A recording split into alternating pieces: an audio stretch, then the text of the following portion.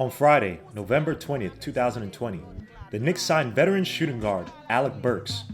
Originally drafted by the Jazz in the 2011-2012 season, Alec Burks has gone on to play for the Cavs, Kings, Warriors, and Philly.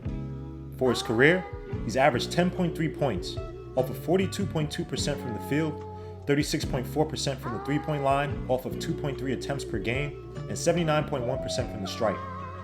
However, last year, in splitting time between the Warriors and the 76ers, Burks had somewhat of a resurgent season, or at least an outlier, in which he averaged 15 points a game, with 41.8% from the field, 38.5% from three, and 88.7% from the stripe.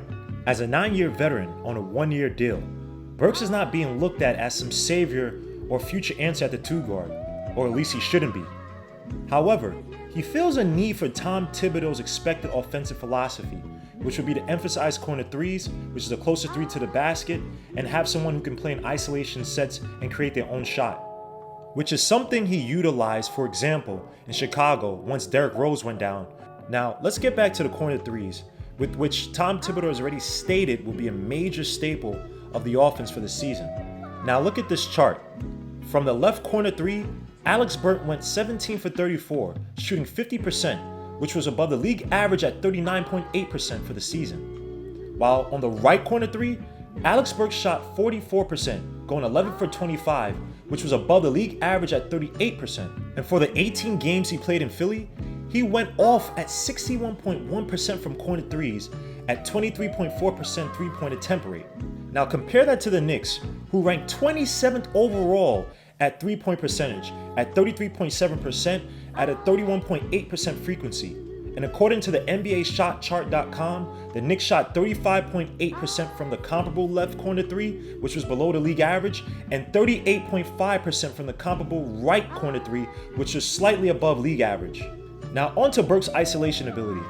It isn't terribly strong, and according to Synergy.com, his isolation offense ranked in the 55th percentile at 0.87 points per possession, with a field goal percentage of only 29.5%. Although on pull-up threes, he shot a respectable 39.4% for the 2019-2020 season.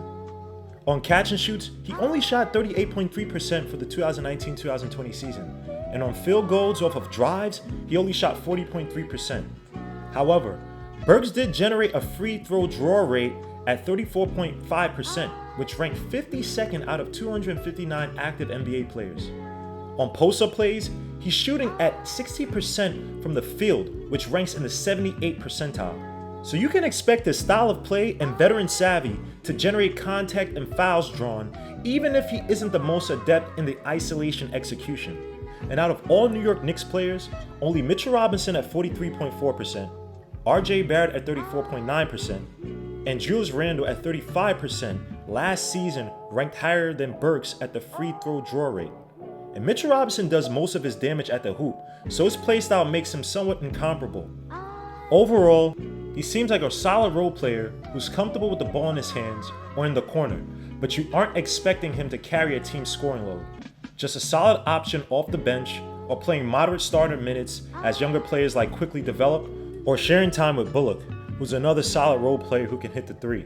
It isn't a splashy play, and he's not the savior for the Knicks, but Burks is a decent scoring option off of the bench or playing starter minutes for a team in need of role players that fill a specific need, and in this case, the corner three, which Thibodeau emphasized will be a major part of the offense for the season.